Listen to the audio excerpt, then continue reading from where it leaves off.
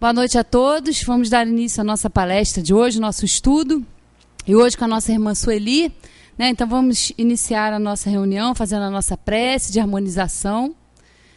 Nesse momento, pedimos aos amigos espirituais que nos auxiliam no trabalho dessa casa, que aqui estejam nos auxiliando, que a nossa irmã que fará uso da palavra também seja ajudada, e que todos nós possamos aproveitar esse momento de aprendizado, todos nós aqui presentes, encarnados e desencarnados, para aproveitarmos essa oportunidade tão grandiosa que é a do aprendizado da doutrina espírita. Graças a Deus e que assim seja. Com vocês, nossa irmã Sueli.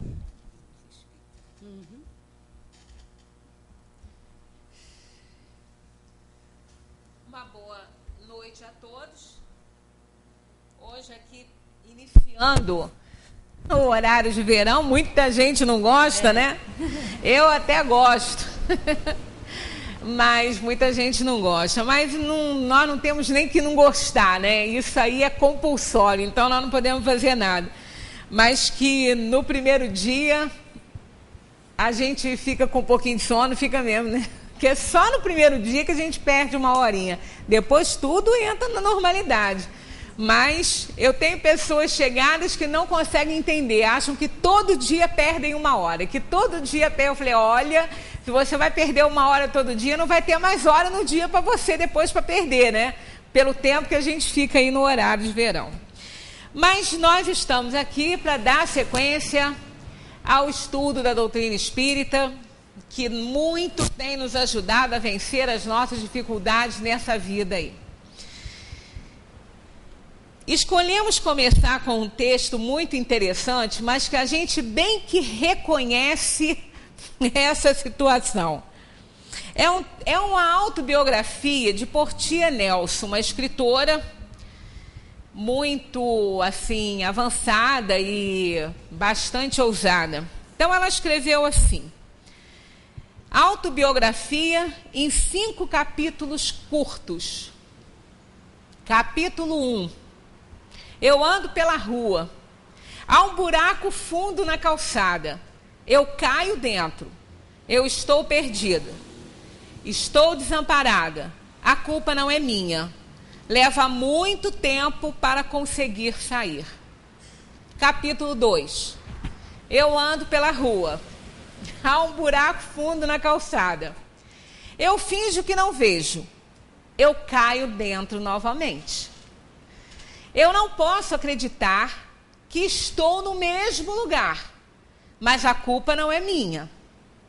Ainda leva muito tempo para sair. Capítulo 3. Eu ando pela rua. Há um buraco fundo na calçada. Eu vejo que está lá. Eu ainda caio dentro. É um hábito. Meus olhos estão abertos. Eu sei onde estou. É minha culpa, mas consigo sair imediatamente. Capítulo 4. Eu ando pela rua. Há um buraco fundo na calçada. Eu passo ao lado do buraco. Capítulo 5. Eu agora escolho outra rua para andar. Aí a gente fica aqui pensando, o que nos leva a cometer os mesmos erros, a fazer as mesmas coisas, mesmo sabendo que elas não vão dar certo, mesmo sabendo que nós vamos sair prejudicados. Por que a gente insiste nisso? Por que a gente insiste em errar erros conhecidos, erros velhos na nossa vida? Se a gente reparar, quantas vezes a gente já caiu no mesmo buraco? Mais do que ela aqui. Não é? Quantas vezes nós já fizemos coisas que de antemão sabíamos que não ia dar certo? Isso é cair no mesmo buraco. E, no entanto, a gente cai no mesmo buraco o tempo todo, até que chega um determinado tempo na vida da gente, que a gente começa a prestar atenção. A prestar mais atenção naquilo que a gente está fazendo, onde é que nós estamos atuando na nossa vida, para ver se a gente consegue não cair no mesmo buraco o tempo todo. Porque é então que erramos e continuamos a errar os mesmos erros. Aí talvez nos falte uma coisinha simples, chamada reflexão. Pensar a respeito. Deixar de ser aquela pessoa muito automatizada nas coisas. Ou então achar que as coisas vão dar certo, independentemente das minhas mudanças, daquilo que eu preciso alterar na minha vida. A gente está chegando no fim do ano. O pessoal começa a comemorar. Agora, se bem que esse ano eu não sei, né? Estão falando que vai acabar em 2012. Eu não sei nem se o pessoal está com tanta pressa assim, né? De terminar o ano. Mas, normalmente, começa a se fazer aquele monte de planos, né? De planejamento, que ano que vem vai ser diferente. Bom, só vai se a gente também se modificar, fizer coisas diferentes. Senão não vai, não. Vai mudar lá no calendário e a gente vai permanecer do mesmo jeito, quem sabe caindo no mesmo buraco durante todo o ano que vem, fazendo as mesmas coisas. Se não fizermos reflexões sobre aquilo que a gente está fazendo com a nossa vida. Trata-se daquele empenho especial de parar para pensar. A verdade é essa, parar para pensar. A gente usa essa expressão, poxa, aí eu parei para pensar, não fiz. Se não tivesse parado para pensar, tinha feito a mesma bobagem. Então, a gente tem que realmente parar, fazer uma parada na nossa atividade constante, diária, o tempo todo, deixar, né, desligar o piloto automático, que depois a gente nem lembra, a gente fala assim, gente, eu nem lembro que eu fiz isso ontem. Mas é tão automatizado que nós estamos. A gente não está mais pensando muito no que faz. Então, trata-se daquele parar para pensar e pensar em como reagimos às situações do dia a dia. A gente simplesmente acontece. O nosso dia acontece. E muitas vezes nós não conseguimos parar e pensar como ele está acontecendo. Pensar no que estamos fazendo da nossa vida.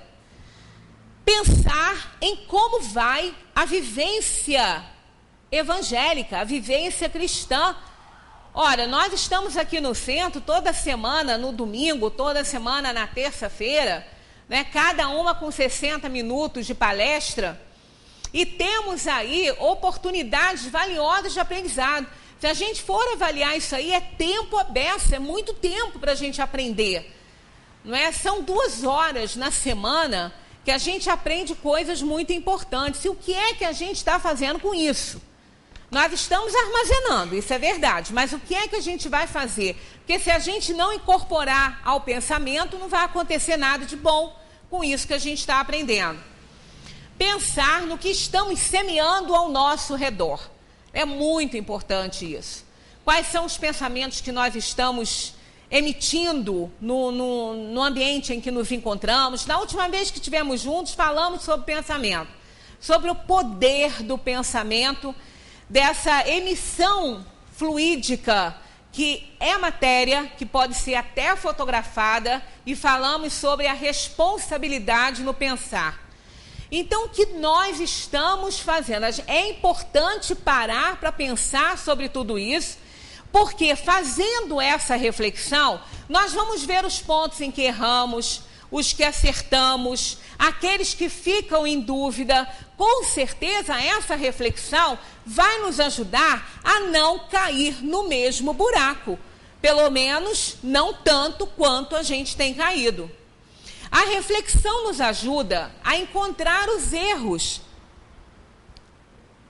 Mas isso também quando a gente está disposto, né, a ver. Porque às vezes também a gente fica justificando tudo. E sempre o outro que é culpado, nunca somos nós os culpados, né? Então a reflexão nos ajuda a encontrar os erros, corrigi-los quando for possível, porque tem alguns que na atual encarnação não dá mais para corrigir. Isso é o que é pior. Né? E principalmente se esse erro podia ter sido evitado por nós se tivéssemos pensado melhor, se tivéssemos feito aquela reflexão necessária, diária. Não precisa ser na hora de dormir, não.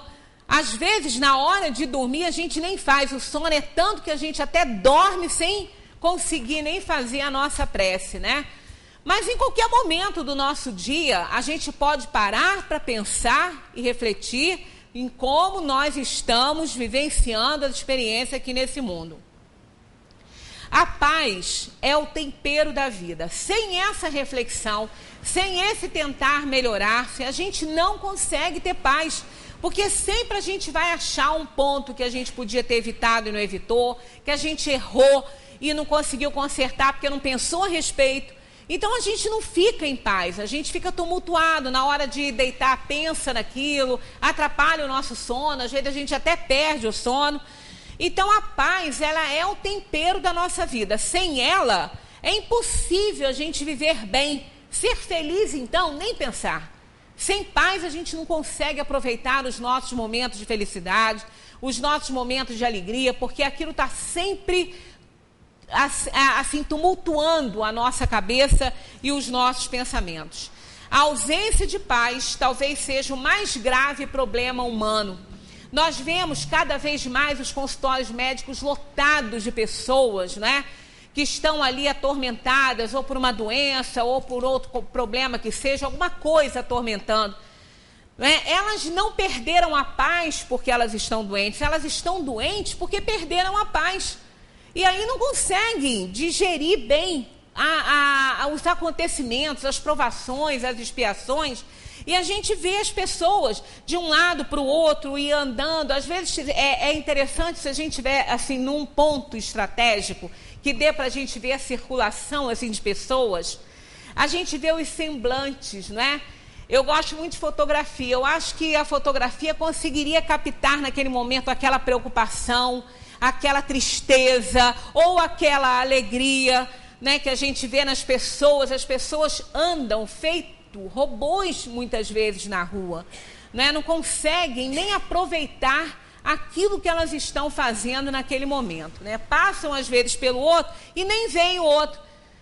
Aí o outro acaba mexendo, puxa a roupa. Ei, fulano, tá me vendo? Não, eu não estava mesmo, eu estava longe. Pois é, porque hoje as pessoas estão muito tumultuadas. Pessoas sem paz acabam perturbando a ordem e o bem-estar. Onde chegam, né, é um rosário de desgraça, de reclamações. Aí as pessoas realmente não são bem-vindas, muitas vezes, no ambiente, porque vão desarmonizar.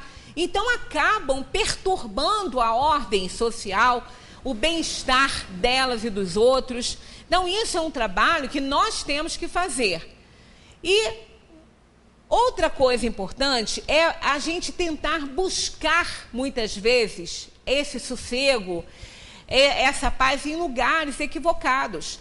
Normalmente nós nos entregamos nas contestações, nas animosidades com as outras pessoas, achando que as outras pessoas é que são responsáveis por isso, na indisciplina, não é? Quando a gente não está em paz, a gente não consegue ter uma ordem na nossa vida, e a indisciplina, e às vezes até cai no vício, né? Para esquecer alguma coisa, como se um vício pudesse fazer a gente esquecer de algo, né? Aí o outro fala, vai fazer uma viagem, o problema vai junto, o problema vai de carona, e pior que tudo, não vai pagar nada, só vai de carona com a gente ainda vai pagar para levar o problema junto conosco, né? Agora, para tudo mudar, é preciso uma vontade. Sem vontade, a gente não faz absolutamente nada.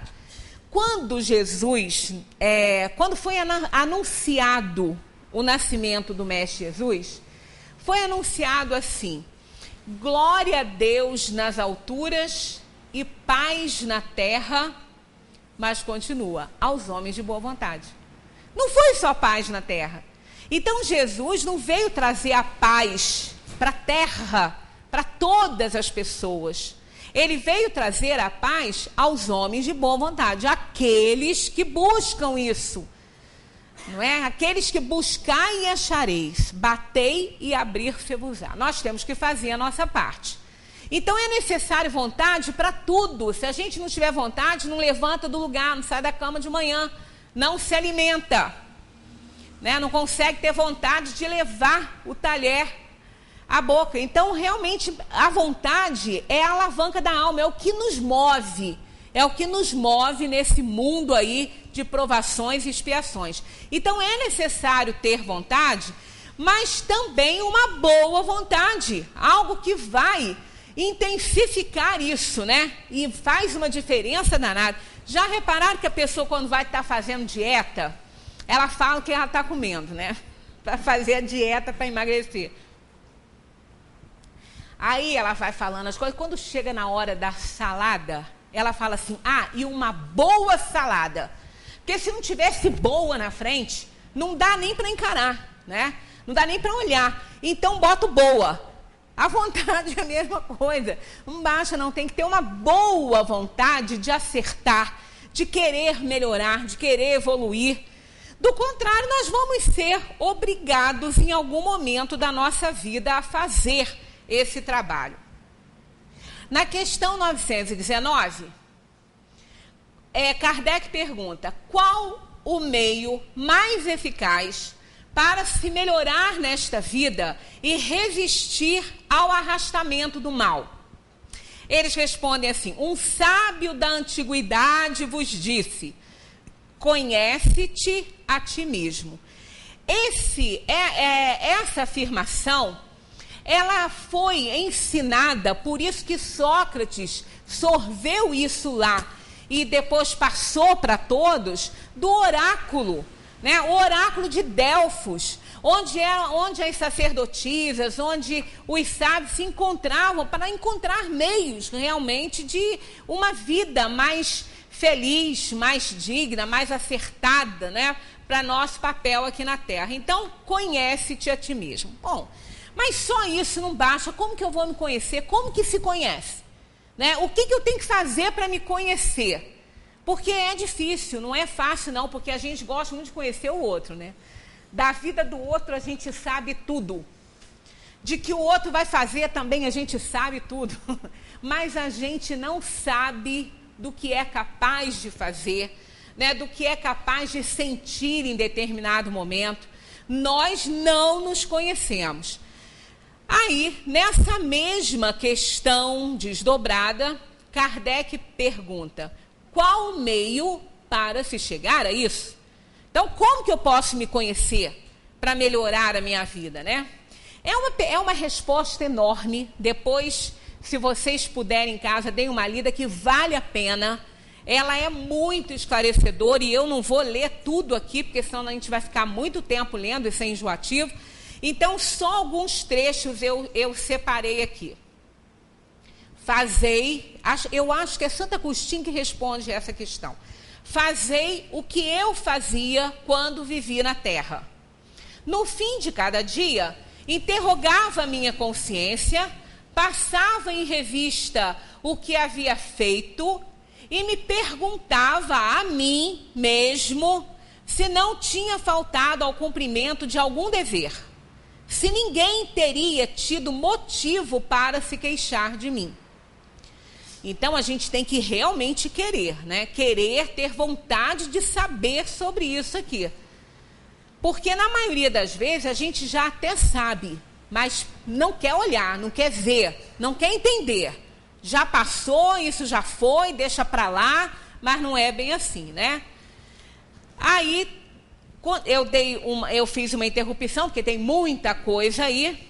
Continuando mais embaixo. Que aquele que tem a verdadeira vontade de se melhorar, explore, portanto, a sua consciência, a fim de arrancar dali as más tendências, como arranca as ervas daninhas do seu jardim.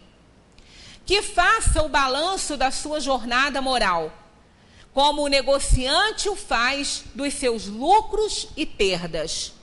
Se ele puder dizer que a sua jornada foi boa, pode dormir em paz e esperar sem temor o despertar também na outra vida. Né? Então, a gente está em paz, fica em paz não só para despertar pela manhã, para novas oportunidades, quanto também para despertar na outra vida, se for chegada a nossa hora. Então, a gente vai vendo que é aquela reflexão que nos impede de cair no mesmo buraco o tempo inteiro. Então, é importante fazer isso. Nós temos que ser a medida. Eu sei que muitas vezes eu quero para mim o que alguém pode não querer para ele. Mas aí eu não posso fazer nada. É a minha medida, é o que eu tenho de melhor para oferecer. É o óbolo da viúva, eu não tenho muito, mas o que eu tenho eu ofereço. Então, se eu quero para mim algo que o outro não quer para ele, eu tenho consciência de que quero o melhor para mim. E que assim, eu também estou querendo o melhor para o outro, embora o outro possa não achar. Mas aí já é um julgamento do outro e não meu. Então é importante, porque a partir do momento que a nossa consciência não nos cobra, não nos mostra o erro, é porque ele não existe. Se existir, porque nós estamos ainda aquém da evolução, não é ainda do nosso conhecimento pela pouca evolução que temos. Então nós não podemos ser cobrados por aquilo que ainda não sabemos, que ainda não aprendemos. Então, por isso que a gente fica em paz. No nosso entender, estamos em paz porque fizemos o que achamos que devíamos fazer. E esse é o maior bem, esse sossego, essa paz, botar a cabecinha no travesseiro e dormir, isso é a melhor coisa que a gente pode ter aí na nossa vida, né? Se não estivermos dispostos a isso, estaremos convivendo com desajustes e perturbações, a devorar o próprio coração. Essa é uma expressão que cabe muito bem, porque a gente se sente tão mal quando às vezes nós fazemos algo que não deveríamos ter feito, ou que somos acusados de alguma coisa e chegamos à conclusão que realmente erramos, e se a gente não entende para consertar, a gente acaba sofrendo muito. Né? Aí aquela expressão devorar o próprio coração que vem da Ilíada, vem de Hipono, um personagem da Ilíada de Homero. Ele, porque matou o seu irmão chamado Belero, que não era boa bisca e não era um valor social, ele foi chamado de Belerofonte. E após isso aí, ele foi se tornando um herói, fez muitos feitos grandiosos. O maior de todos eles foi matar a quimera, que aterrorizava a região toda, matava as criações, ela aterrorizava. Era uma figura horrorosa. E ele tinha um cavalo, ele ganhou um cavalo chamado Pégaso, que era alado. E foi com a ajuda dele que ele conseguiu matar a quimera. E com isso ele se tornou realmente um grande herói. Tanto subiu o orgulho em Belerofonte que ele resolveu fazer o quê? Desafiar Zeus. Tanta ambição, tanto se achava o nosso amigo, que com auxílio de Pégaso foi até o Olimpos e lá Zeus, se sentindo ameaçado por Belerofonte, mandou uma vespa morder o cavalo. E ele então despenca daquele cavalo, se quebra todo, e como punição dos deuses, ele foi condenado a viver coxo, cego, pobre, a procurar o Pégasus, que nunca ele achou. Então ele passou a viver naquele terror, naquela angústia, a devorar o próprio coração. Essa simbologia mostra muito claramente os hiponos da atualidade, os hiponos de hoje. Não é? Aquelas pessoas que, por mais que a gente tenta ajudar, elas não querem ajuda. Por mais que a gente pede que façam a própria reflexão, que pensem a respeito, não querem fazer isso. Então, preferem viver naquela situação que vivem a devorar o próprio coração. representa simbolicamente o comportamento das pessoas que, em face às atribulações da existência, entregam-se a sentimentos negativos. Sentimento negativo é a pior coisa que a gente pode sentir, porque se os nossos sentimentos negativos, os nossos pensamentos também são. E pensamento negativo é uma coisa terrível, só atrai coisa ruim, só atrai o mal, porque são semelhantes aos elementos, à matéria emitida por outras criaturas, em igualdade de qualidade. Então, elas vão se assimilar. Então, o sentimento negativo é terrível. As pessoas não conseguem vivenciar situações boas dessa maneira, resvalando aí no caso para a angústia, para a depressão, para o desespero, né, para a revolta. Incomoda o bem-estar das pessoas, incomoda essas. Muito, incomoda muito.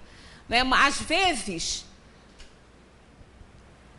o sucesso, o dinheiro, incomoda menos do que a paz de espírito que uma pessoa vive.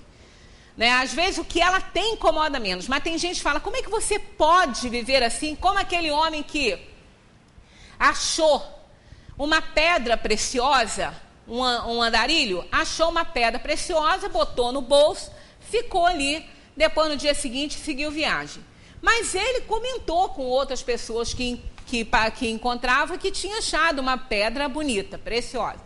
Aí o outro que estava à procura dessa pedra, em desespero, porque não achava a pedra, ficou sabendo que ele tinha achado. E foi ao encalço dele para furtar ou roubar a pedra dele de qualquer maneira. Mas antes ele resolveu pedir. Você que encontrou a pedra? Ele falou, foi. Mas essa pedra, eu que queria encontrar. Eu quero essa pedra. Ele tirou a pedra do bolso e entregou. O homem foi embora para casa com aquela pedra. Não conseguiu dormir, não conseguiu paz, não conseguiu sossego. Foi atrás do homem de novo. Eu quero de você o que fez você me entregar aquela pedra com tanta facilidade e não chorar por ela. Quer dizer, não era nem o bem material, né? Ele se desesperou com o desapego daquele homem, que simplesmente, você quer, então toma a pedra para você. E a pedra valia muito. Então ele ficou tocado com aquilo ali, porque realmente essa paz, esse desprendimento, esse desapego que muitas vezes as pessoas têm, incomodam outras. Incomodam muito, tiram o sono de outras pessoas. Nutrem-se das próprias mágoas, como se cometessem um ato de antropofagia moral, né? Que é uma simbologia de antropofagia moral, que ninguém vai comer o próprio coração, mas os sentimentos ruins, negativos, vão nos comendo por dentro, vão nos destruindo, né? Vão mandando mensagens para as células, porque a gente não quer mais viver. E a gente acaba arrumando uma desgraça muito grande para a gente. É preciso resgatar esse herói que existe em cada um de nós. Claro que tem. Né? Nós somos fortes, nós podemos reagir às coisas ruins que nos acontecem, nós podemos vencer as dificuldades, senão nós não a teríamos. Porque quando nós fazemos a escolha das provas, só é permitida aquela provação e aquela expiação que os espíritos superiores encarregados de nos auxiliar nisso aí, sabem que nós somos capazes. Senão, não dá. Porque sabe que teremos uma encarnação perdida, então não vale a pena. Então, Deus só dá aquele fardo que nós podemos carregar. Então, nós precisamos resgatar, através da boa vontade, da vontade de acertar, esse herói que existe em nós, que existe em cada um de nós. Com vontade de acertar, nossos problemas são quimeras que podemos derrotar. Não resta dúvida disso aí para ninguém. Nós precisamos ter confiança e fé que nós somos capazes. Jesus recomendou que nós olhássemos as aves do céu e os lírios, tão belos, e nunca se preocuparam com a própria beleza. E eles falam que nem Salomão se vestiu com tamanha beleza, e que as aves não juntam em celeiros, e porque não juntam em celeiros, não tem do que se preocupar. São alegres, partilham a comida, né, partilham o alimento, contam para os outros onde tem alimento, Então, elas são felizes, porque não juntam em celeiros. O juntar em celeiros leva à ambição, ao orgulho, à vaidade, uma série de situações que vão tirar, não resta dúvida, a nossa paz. Então, é necessário para isso aí, para nós adquirirmos esse bem-estar, simplificar a nossa vida. Precisamos simplificar a vida, reavaliar nossos valores. Muitas vezes fazemos isso só quando a dor bate a porta. Através de uma doença terminal que nos faz refletir e pensar, perda de pessoas amadas, né? Perda muitas vezes de bens, de bens que possam nos levar a uma falência. Aí a gente começa a pensar, a refletir sobre essa situação em que nós nos encontramos e realmente desejamos um recomeço para poder melhorar. Mas sermos mais brandos, muitas vezes, não está nos nossos planos. Ser pacíficos e amorosos, muito menos. Mas isso também tira a nossa paz. Porque no momento em que a gente não consegue ser brando nem pacífico, a gente acaba fazendo bobagem, falando o que a gente não quer, magoando pessoas que a gente ama, tomando atitudes que nós não deveríamos tomar, porque vamos nos arrepender delas para o resto da vida. Então, isso é a falta da mansuetude, da reflexão sobre aquilo que nós vamos falar. Sermos mais humildes, precisamos disso, reconhecendo a nossa vulnerabilidade, porque a gente se acha. A gente acha que pode tudo, principalmente quando ainda somos jovens. Não adolescentes, não. A idade boa, não é a melhor idade, não, porque essa melhor idade, ela pode ser melhor idade em algumas coisas, mas não é em tudo, né? Mas no auge da vida, enquanto nós estamos em plena juventude, em plenitude da nossa consciência, né, do nosso pensamento, ali então a gente se acha. Não achamos que vamos envelhecer, não achamos que vamos adoecer, não pensamos em nada disso. Embora as lições estejam passando à nossa frente, embora nós tenhamos essas lições dentro de casa, mas a gente não consegue enxergar. A gente não consegue ver a própria vulnerabilidade. E de um momento para outro, tudo pode acabar. Trouxemos até hoje, não veio esse texto, eu procurei ele lá no meu arquivo e não achei. Um texto que Pedro Bial escreveu sobre a morte ser um xiste. E realmente, a gente marca um compromisso com alguém, um almoço com um amigo, né, um encontro para tomar um cafezinho, e de repente isso não vai acontecer. Esse almoço não vai acontecer, o encontro com um amigo não vai acontecer, porque a gente morre antes disso acontecer. De um segundo para o outro, tudo pode acabar. Né? Então, nós não sabemos quando nós vamos. Nós sabemos que somos muito frágeis, mas não acreditamos nisso. Nos achamos de ferro, né? De ferro. Tudo pode acontecer com o outro, comigo nada. Mas não é bem assim que as coisas acontecem. Nós vamos assistir um vídeo que foi um depoimento de um passageiro. Eu não sei se vocês lembram, vocês devem ter lembrado desse acidente. Foi em 2009. Um avião, um Airbus A320, ele fez um pouso no Rio Hudson, em Nova York. Ele acabou de decolar, parece que uma ave entrou no motor e fez um barulhão e o piloto teve que retornar, mas não dava para chegar ao aeroporto. E ele era um passageiro do voo 1549, sentado no primeiro banco, ali onde ele podia falar com a equipe de bordo, né? Privilegiado ali, onde você não fica exprimido, né? Porque dentro desses ônibus com asa, a gente sai dali com um problema de coluna. Você tem que ir para o médico depois, fisioterapeuta, quase tem uma embolia nas pernas, que não pode se mexer. Se o outro, então, quiser um confortinho maior, que ele vai afastar a cadeira, aí não dá para lanchar, porque na hora que a gente põe aquela bandejinha, não dá.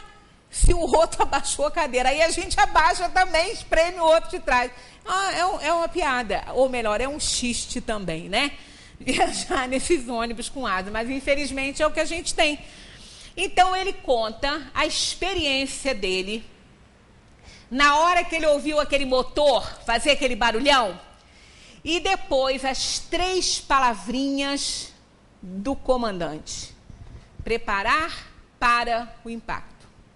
Ele falou que nessa hora ele aprendeu 3 coisas importantes. Quando nós não mudamos, não fazemos as nossas reflexões, as nossas modificações por conta própria, a gente pode receber um susto desse de alguma forma.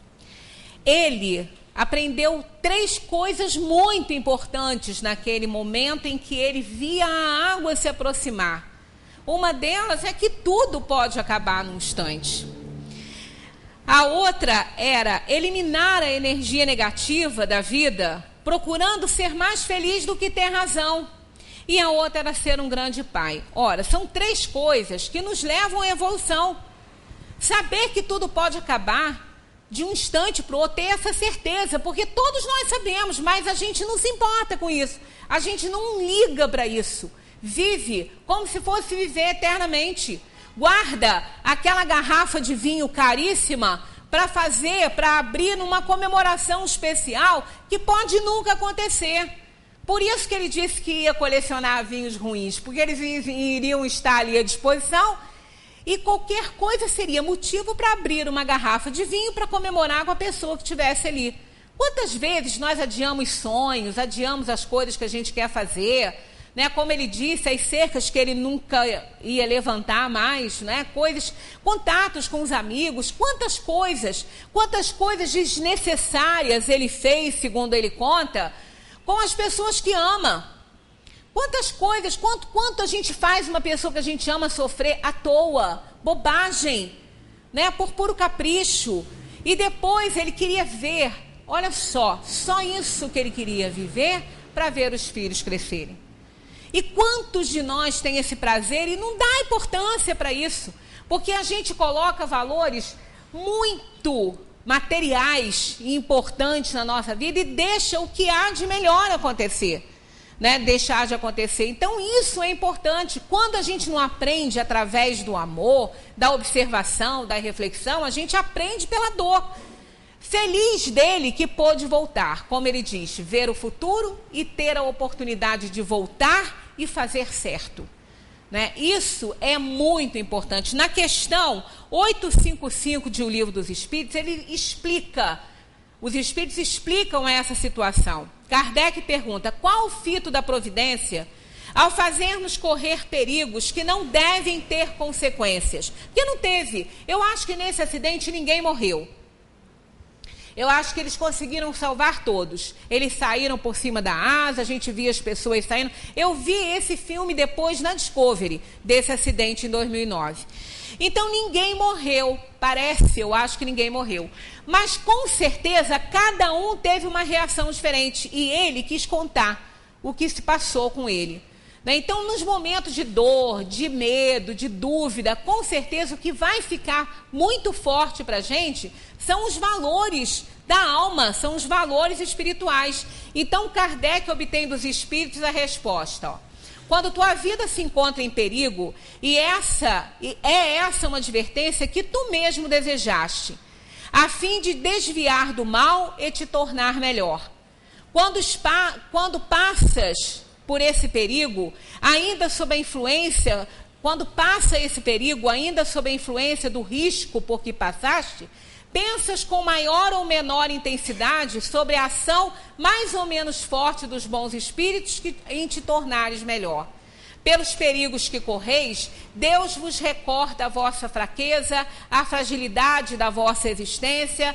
Deus vos adverte para refletirdes sobre vós mesmos e vos emendardes.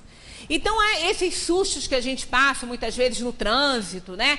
Que de repente parece que vai bater e não bate. A gente naquele momento também vê um filme correr. Então, Deus está mostrando para a gente alguma coisa, fazendo que a gente reflita, que é a hora de mudar. Ou a gente muda, ou de repente a gente não pode ter a mesma sorte numa outra situação, né?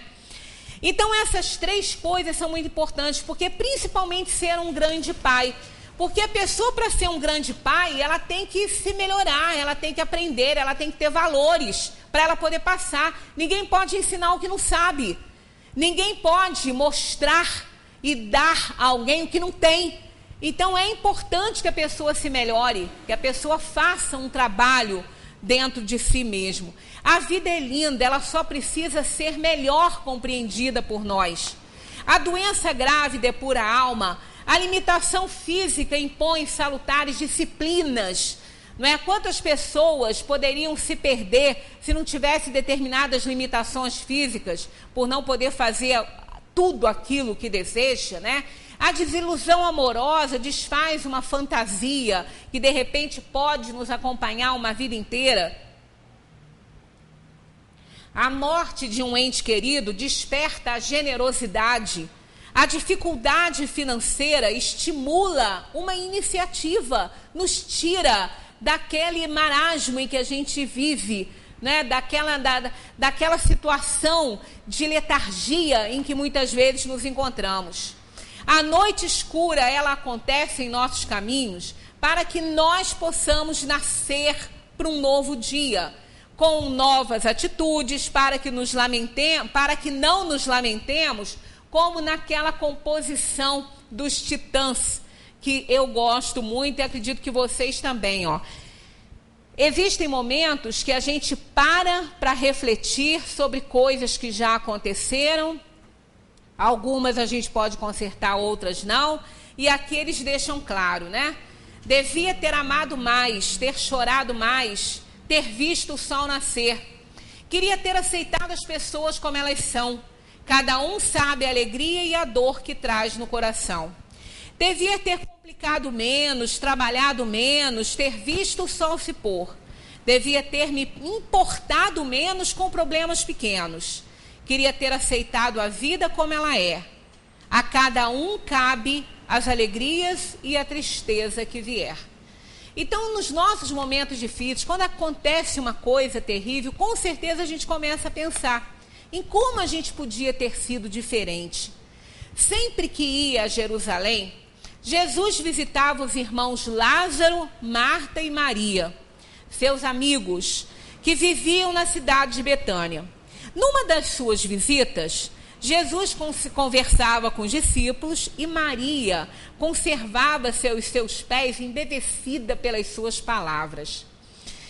A presença de Jesus era maravilhosa oportunidade de aprendizado, que alma sensível não desejaria aproveitar isso, né? Marta, atarefada com as prendas domésticas, ia e vinha como uma formiguinha trabalhadeira, e que por isso ela não conseguia aprender absolutamente nada. Incapaz de aproveitar aquele glorioso momento, era com raiva da outra irmã que não estava ajudando ela nos afazeres domésticos. Revoltada com isso, ela chegou em dado momento e disse: Senhor, não te importas que minha irmã me deixe só no serviço? Diz-lhe que me ajude. Aí Jesus, que sempre convertia as situações em lições assim maravilhosas, olhou Marta com compaixão e respondeu delicadamente: Marta, Marta, andas inquieta e te preocupas com muitas coisas. No entanto, só uma é necessária.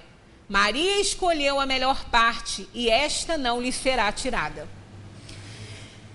Muitos problemas de relacionamento humano nascem do excessivo envolvimento que nós temos com situações transitórias. Como ele mesmo, o Rick Elias, ele se arrependeu de quantas coisas desnecessárias ele fez com as pessoas que ele amava.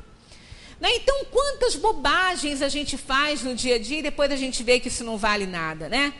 Há uma síndrome de Marta afetando multidões. E às vezes está nos afetando também. E a gente não está vendo. Perturbam-se facilmente, desgastam-se por nada. Não é? Tem gente que não consegue, né, mulher, assim, na parte feminina, não consegue deitar, relaxar e dormir se fica uma xícara dentro da pia. Fica louca, levanta e vai lá lavar. E bota, seca e bota no lugar. Como se aquela xícara fosse sair correndo durante a noite, né? Eu ia adorar que ela saísse, porque aí eu não precisava lavar ela no dia seguinte, né? Porque a pessoa tensa, ela se preocupa com bobagens, pequenas coisas, ninharias, que fazem a pessoa perder a saúde. Vivem estressadas, neuróticas, inquietas, irritadas, abrindo campo a desajustes físicos e psíquicos. Resultado disso, obsessão. E se não dá importância para a obsessão, subjugação. Fascinação e subjugação. E aí fica difícil de tratar, né? No momento, uma só é necessária. Maria escolheu a melhor parte e esta não lhe será tirada. Agora, qual é a melhor parte da vida? Como é que a gente sabe qual é a melhor parte da vida? Depende do ponto de vista de cada um, né? A melhor parte pode ser a compra de um carro zero, uma viagem às Bahamas ou lá em Dubai, conhecer aquelas maravilhas, né? Mas qual é a melhor parte da vida?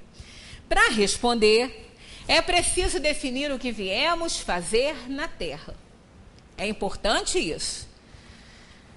Qual a finalidade da jornada humana? Para que a gente nasce? Para que a gente está aqui? Fazendo o que aqui? Passando por dores, nervosismo, sacrifícios, sofrimentos, alegrias também. Mas para quê? Qual é o objetivo da jornada na Terra? O Espiritismo revela que estamos aqui como muitos alunos no educandário, convocados ao aprendizado das leis divinas. Isso envolve o aprimoramento espiritual, a aquisição de virtudes e o desenvolvimento de nossas potencialidades criadoras. Em nenhum momento nós vimos o rico Elias se lamentar que ia perder bens materiais. A maior preocupação dele era que ele não ia ver os filhos crescerem. Então, isso é o maior valor que nós temos, participar da família, participar do amor que nós ensinamos as pessoas a sentirem por nós e que também aprendemos a sentir pelos outros. Escolhe a melhor parte quem se orienta em direção a esses objetivos. Aluno aplicado e diligente. Desapego de interesses materiais. Conscientizar-se de seus deveres diante de Deus e dos homens. Abrir espaço para os valores espirituais. Abrir espaços para as virtudes cristãs. Adquirir bens imperecíveis de sabedoria e virtude, riqueza inalienável, a lhes garantir a paz onde estiverem, na terra ou no além. Condição indispensável para o cultivo da melhor parte, o que nós já falamos, simplificar. Se não simplificarmos a nossa vida, não conseguiremos sequer identificar em nós se estamos ou não fazendo a melhor parte. Vamos desacelerar para fazer a reflexão a que nos referimos no início da nossa conversa, né? Procuremos treinar mais a humildade. A humildade e a paz andam de mãos dadas. Temos mais a aprender com tudo que nos cerca do que ensinar. Prestar atenção, as lições vêm de todas as partes. As lições vêm de todos os lados. As lições vêm de quem a gente menos espera. Daquela pessoa que a gente considera mais incipiente. As lições vêm da árvore, da natureza, dos animais. Dos animais nem se fala, são guiados pelos instintos. Só fazem coisas certas, né? Então as lições vêm de todos os lados e nós precisamos estar atento aos sinais para não ter que passar um aperto tão grande desse como o Elias passou.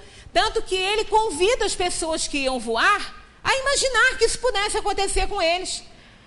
Então, aquele que entra num carro também pode imaginar que aquele carro, a qualquer momento, pode sofrer um acidente e a gente desaparecer, materialmente falando, né? Desse mundo aqui. Então, tudo é possível. Nós não sabemos qual será o nosso momento. Então, é importante que a gente não tenha mais prorrogações para o desenvolvimento das nossas riquezas espirituais, né? Façamos um pouco de silêncio para ouvir a nossa consciência. É muito importante isso. Ouvir o nosso pensamento. Ouvir, escutar a nossa fala, a nossa razão e o nosso coração.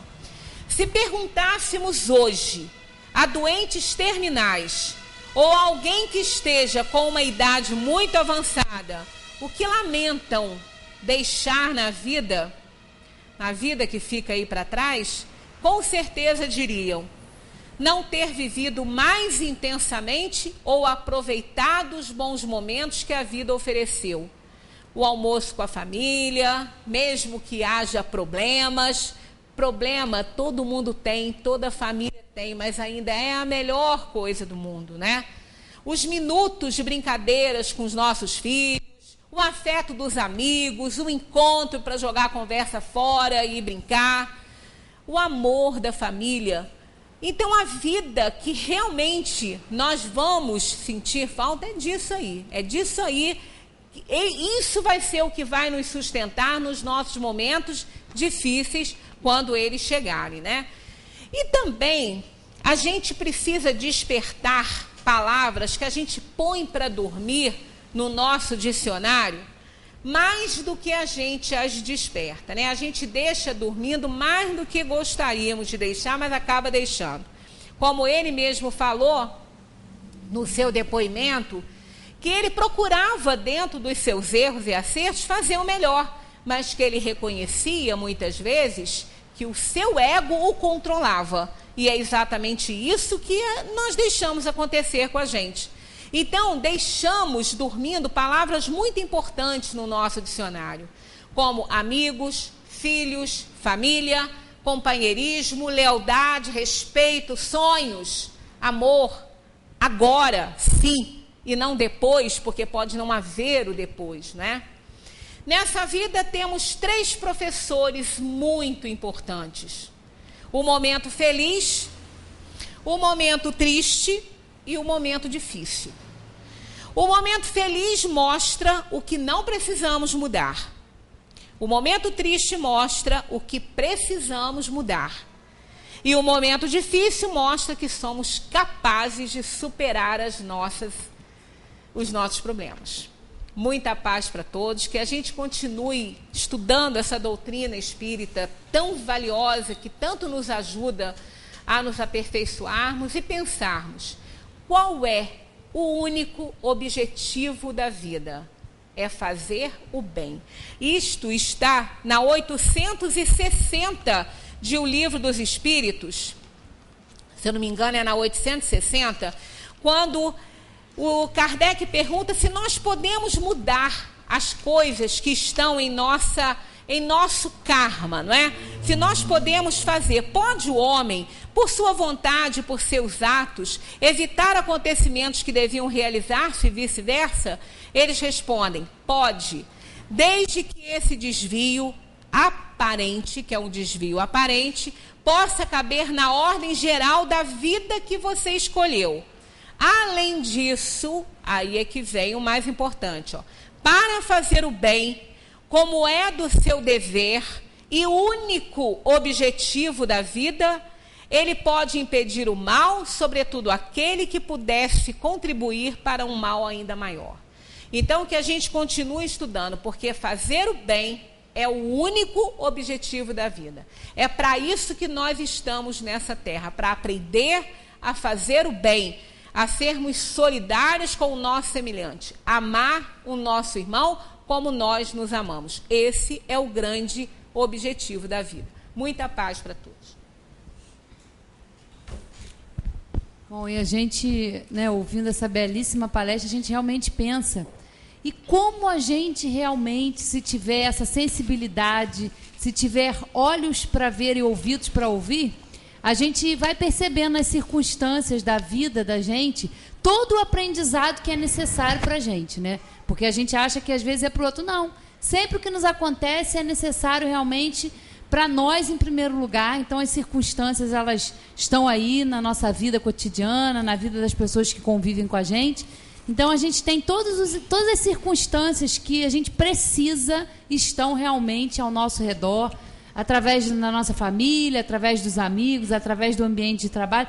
São tantos que a gente realmente precisa ter essa sensibilidade de realmente entender o que a gente tem que aprender naquela circunstância em que a gente está passando, né? E como Deus quer o nosso bem, como a nossa missão é fazer o bem, então a gente realmente tem sempre que observar tudo isso com muito carinho, com muita simplicidade e, acima de tudo, com muita humildade, porque realmente, em muitos momentos, é como disse a Sueli, a gente se acha, né? Então a gente vê que a gente não está com essa bola toda. Então a gente precisa ter humildade de querer aprender, de querer entender, e mesmo quando isso contraria, né, as nossas vontades, ou quando a gente quer fazer pirraça, né? Então não adianta a gente ser pirracento, porque a gente vai ter que aprender ou pelo bem, ou pelo amor, ou pela dor. Então, se a gente pode aprender pelo amor, por que optar pela dor, né? Então, é muito melhor.